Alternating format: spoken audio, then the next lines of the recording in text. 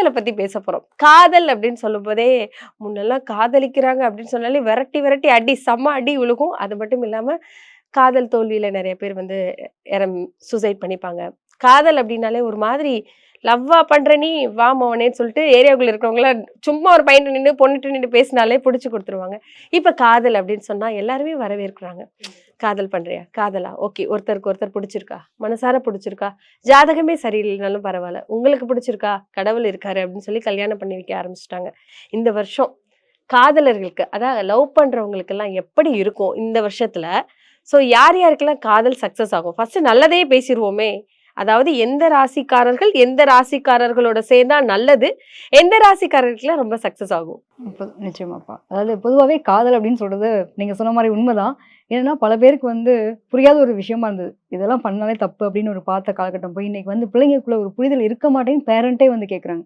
நம்ம சவுத் சைட்ல தான் நம்ம நாட்டு சைடு தான் பார்த்தீங்க அப்படின்னா, எனக்கு ஒரு பேரண்ட் கிளையண்ட்டாவே வந்தாங்க.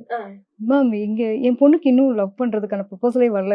என் பொண்ணு ரொம்ப அவள விட நாங்க ஃபீல் பண்றோம் அப்படின்னாங்க. நீ எல்லாம் லவ்வே பண்ண மாட்டியா அப்படின்னு கேட்டிருக்காங்க உங்க அம்மா. நிச்சயமா. இங்க நம்ம இந்த பக்கம்லாம் நம்ம பெருசா பார்க்குறோம். அங்கலாம் வந்து அவங்களே வந்து அவங்களோட ஏஜ்க்கான விஷயங்கள அவங்க பண்ணியே ஆகணுன்ற மாதிரியான விஷயங்கள வந்து பேசினாங்க. ஸோ இந்த மாதிரி ஒரு கேட்டகரி இருக்கு. இன்னும் சில பேர் பார்த்தீங்க அப்படின்னா, இந்த பிள்ளைங்க நாங்களே வந்து ஒரே குழந்தை பெத்து வச்சுட்ருக்கோம். நிம்மதியா அவங்க சந்தோஷமா இருந்தாங்கன்னா ரொம்ப ஓகேங்க அப்படின்ற மாதிரியான பேரண்ட்ஸ் வராங்க.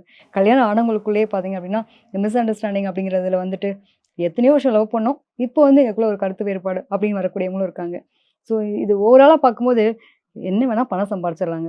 வீடு சம்பாரிச்சிடலாம், சொத்து சம்பாரிச்சிடலாம், நகை பணம் சம்பாரிச்சிடலாம். ஒரே ஒரு விஷயம் வீட்டுக்கு போனா நிம்மதி. ஒரு சந்தோஷத்த குடுக்கறதுக்கான ஒரு பேர் இல்லையா? அது ஹஸ்பண்டா இருக்கட்டும், ஒய்ஃபா இருக்கட்டும். ஸோ அந்த அன்பு நிலை கரெக்ட்டா இருந்தது அப்படின்னா, வாழ்க்கை ரொம்ப சுபிட்சமா இருக்கும். ஒரு சில பேர் வந்து இந்த காதல் அப்படின்னாலே ஒரு அவமானமா பார்க்குறாங்க. அது அன்பினுடைய வெளிப்பாடு தான். அத நம்ம எப்படி புரிஞ்சுக்கணுன்றத பொறுத்து. ஒரு தாய் ஒரு குழந்தை மேல வச்சிருக்கக்கூடிய அன்பு மாதிரி தான். இதுவுமே வந்து ஒரு புரிதல். இது எல்லார் மத்தியிலும் ஃபர்ஸ்ட் இதுக்கு ஒரு விளக்கம் குடுக்கணும். ஏன்னா பல பேர் வந்து ஒரு விதண்டாவாதமான விஷயமாவும் பார்க்குறாங்க. இது வந்து உணர்வுபூர்வமான விஷயமாவும் பல பேர் பார்க்குறாங்க.